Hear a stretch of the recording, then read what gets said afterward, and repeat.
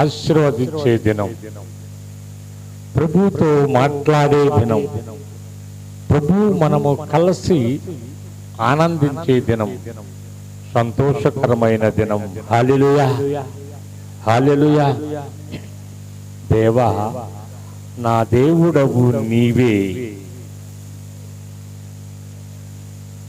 ఏకువనే నిన్ను వెతకెదను. చక్కని మాటలు ఈ కీర్తనాకారుడు మనకి దావీదు తెలియపరుచుతూ ఉన్నాడు. అందరూ కూడా తలలు ఉంచినట్లయితే ధనతో ముందుకి కొనసాగుదాం. పరిశుద్ధుడా, జీవాధిపతి, జీవము కలిగిన మా యేసురాజా, నీ పక్షాన్ని నిలబడుతున్న నేను ఎన్నిక లేని వాడిని నాయనా. నీ పరిశుద్ధ అగ్నితో నన్ను పరిశుద్ధపరిచి నీ పక్షాన నిలబడేటట్టుగా నన్ను ఒక బోర్రగా నిలబెట్టి నీ బిడ్డలతో మీరే సూటిగా మాట్లాడమని త్వరగా రానయ్యన్న యేసయ్య నామములో అడిగి వేడుకొని పొంది ఉన్నాము తండ్రి. ఆమేన్. అందరం చెప్తాం ఆమేన్. ఈ ఆమేన్ అనగా మనమందరము అలాగే ఈ భక్తుడైన దావీదు ఈ కీర్తన భాగములో, దేవా నా దేవుడవు నీవే ఎక్కువనే ఎత్తుకుతున్నాడంట. ఎవరిని? మనం దేన్ని ఎత్తుకుతాం? మనం ఎక్కువగా దేన్ని ఎత్తుకుతాం? కొంతమంది ఫోన్లు ఎత్తుకుతారు, కొంతమంది సీపీర్లు ఎత్తుకుతారు, కొంతమంది తెల్లారిందా లేదా అని వాచ్ను వెతుకుతారు. ఇక్కడ ఈ భక్తుడు అంటున్నాడు, ఎక్కువనే నిన్ను వెతికెదను. ఇంతకన్నా భాగ్యం ఉందా? హల్లెలూయా. ఎంత భాగ్యం అయ్యా! ఈ దినము నాకు ఇచ్చావు, నీకు వందనాలు తండ్రి. ఈ దినము నాకు నా జనులతో, నా సుజనులతో, రక్త సంబంధికులతో సజీవ లెక్కలో ఉంచావయ్యా, నీకు కోట్లాది స్తుతులయ్యా. నిన్ను వెతుకుతున్నా అంటున్నాడు కీర్తనాకారుడు. ఎవరైతే పూర్ణాత్మతో, పూర్ణ మనస్సుతో చెప్పగలరో వారు నిశ్చయముగా పరదేశంలో ఉంటారు. హల్లెలూయా. ఎందుకంటే నిన్ను పోషించువాడు, నిన్ను కాపాడేవాడు, నిన్ను సంరక్షించిన వాడు, నీ తల్లి గర్భములో నుండి తీసిన వాడు ఆయనే. హల్లెలూయా. ఎక్కువనే ఎతకగా మర్చిపోయావని పితరుడైన ఆదాము చేసిన ఆ వరవడి తనం లేక ఆ అశ్రద్ధతనం మీరు నిత్య నరకానికి వెళ్ళిపోతూ ఉన్నారని, నిత్య రాజ్యానికి రావాలని ఆయన సంకల్పం. హల్లెలూయా. అందుకే నీతిమంతుడు 7 మార్లు పడినా లేస్తాడు అని చెప్తుంది బైబిల్. ఎట్లా? నీతిమంతుడు, అవినీతిమంతుడు కాదు, లోకస్తుడు కాదు. ప్రభువునందు కొనసాగి బలహీనపడి అపవాదికి చిక్కిపోయి ఆగిపోయిన వాడిని దేవుడు కృపతో లేపుతాడు. హల్లెలూయా. 3వ వచనం చదువమ్మా.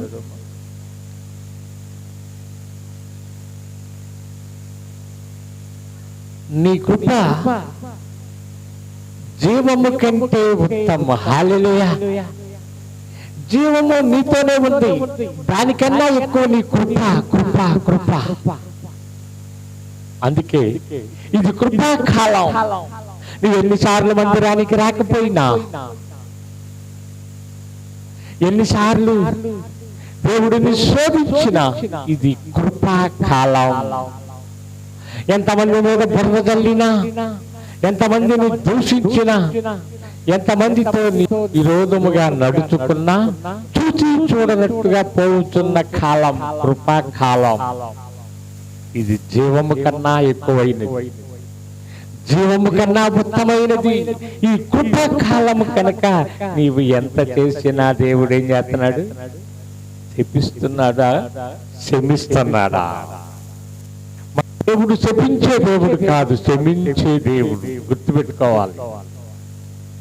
నువ్వు దీవించబడును గాక అంటాడు, కానీ నువ్వు నాశనం అయిపో అంటావు. వారికి బల్లెపు పోట్లు పొడుస్తూ ఉన్నా, ముళ్ళ కిరీటం పెట్టుతూ ఉన్నా, చీలలు కొట్టుతూ ఉన్నా ఏమన్నాడో తెలుసా? తండ్రి, వీరేమి చేయుచున్నారో వీరిని క్షమించు అన్నారు. ఎంతటి జాలి కలిగిన వాడు మన తండ్రి. అందుకే ఆయన జీవాధిపతి, కృప కన్నా ఎక్కువ కలిగిన వాడు, కృపా సంపూర్ణుడైన, కృపల మీద ఆశీనుడు, స్తుతుల మీద ఆశీనుడు, నీ ప్రార్థన నా ప్రార్థన మీద ఆశీనుడు ఎవరంటే కృప కలిగిన యేసయ్య. హల్లెలూయా. ఈ బైబిల్ అంతా కూడా కృప కృప కృప అంటూ ఉంటుంది. సర్వశక్తిమంతుడైన కృప కలిగిన వాడు గనక మనం ఎన్ని నాటకాలు ఆడినా, ఎంతమందిని ఇబ్బందికి కలగ చేసినా ఆయన ఏం చేస్తున్నాడు? క్షమిస్తూ ఉన్నాడు. హల్లెలూయా, హల్లెలూయా. నా పెదవుల్లో నిన్ను స్తుతిస్తుంది అంట. మనం ఎవరిని స్తుతిస్తాం? సృష్టికర్త కన్నా ఇంకా భాగ్యం ఏమున్నది? నిజమైన దేవుడిని, మాట్లాడే దేవుడిని, సజీవుడైన దేవుడిని, నీకోసం వచ్చిన దేవుడిని, నీకు ప్రాణం ఇచ్చిన దేవుడిని అంతకన్నా స్తుతించటం ఎంత భాగ్యం. హల్లెలూయా. ఈ భాగ్యం కొందరికి మాత్రమే. హల్లెలూయా. ఎవరి కొందరంటే గొర్రెపిల్ల జీవ గ్రంథములో లెక్కించబడిన వారు, పరదేశంలో పులులు మేకలు కలిసి ఆడుకునే స్థలములో ఉండేవారు. వారు బంగారపు వీధులలో ఉంటారంట. ఎక్కడ? బంగారపు వీధులలో. వారు ఎప్పుడు కూడా పరదేశంలో నీవు పలికే పలుకేంటో తెలుసా? ఈరోజు ఆహారం లేదని చింతపడే పని లేదు, ఎవరితో కూడా గొడవ పడే పని అంతకన్నా లేదు. అక్కడ నీకు దేవుడు ఇచ్చిన పెదవులతో యేసు పరిశుద్ధుడు, క్రీస్తు పరిశుద్ధుడు, పరిశుద్ధుడు, పరిశుద్ధుడు అని స్తుతించటమే భాగ్యం. భాగ్యం.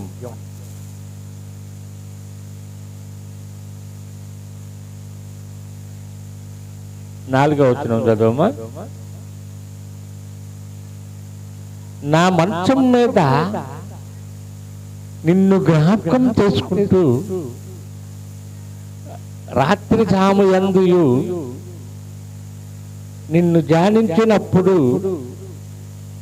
కొవ్వు మెదడు నాకు దొరికినట్లుగా నా ప్రాణము. హల్లెలూయా. ఇదేంటండి?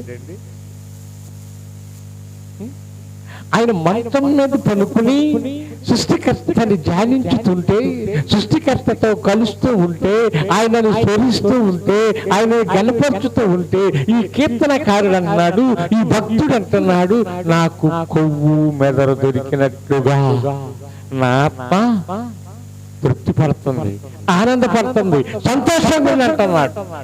ఎక్కడుంది సంతోషం? ఆయనని స్తుతించటంలోనే, నేను గణపరచటంలోనే ఆనందం. ఆయనతో ఉండటమే మహాభాగ్యం, మహా ఆనందం. ఈ ఆనందం కావాలి అంటే అందరూ కూడా ఆయనకి స్తుతికి పాత్రులైన వారిగా మనము మలుచుకోవాలి, చేయాలి. 6వ వచనం కింద భాగంలోకి రమ్మ. 7వ వచనం మొదటి భాగంలో, నీ నామమును బట్టి నా చేతులెత్తెదను, నీవు నాకు చాలు. హల్లెలూయా.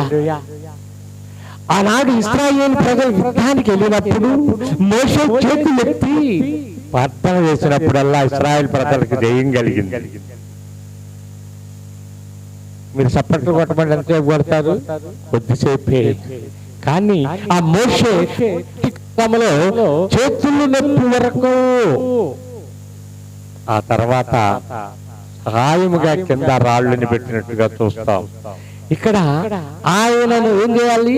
ఆయన నామమునే పరచాలి, చేతులెత్తి ప్రార్థన చేయాలి. అవి దేవుడిచ్చిన చేతులు, దేవుడిచ్చిన నోరు, దేవుడిచ్చినవి అన్ని దేవుడు దేవుడు దేవుడు కలగ చేసినవి. ఎందుకంటే ఆయన బిడ్డగా నీవు మలచబడి, ఆయన బిడ్డగా ముద్ర వేయబడి, ఆయనతో కోట్లాది దూతలతో కలిసి ఆ పరదేశిలో, ఆ పరములో స్తుతించే భాగ్యాన్ని ఇస్తూ ఉన్నాడు. హల్లెలూయా. మానవులుగా పుట్టిన మనకి ఇంకా ఏ భాగ్యము కావాలి? ఈ లోకపరమైన ఆనందం కొంతసేపే ఉంటుంది, అది శాశ్వత ఆనందం, శాశ్వత జీవం, కృప కలిగిన దేవునితో ఉండే భాగ్యం కనుక దేవుడు మాటలుగాక సాక్ష్యాలు చెప్పేవారు చెప్పండి.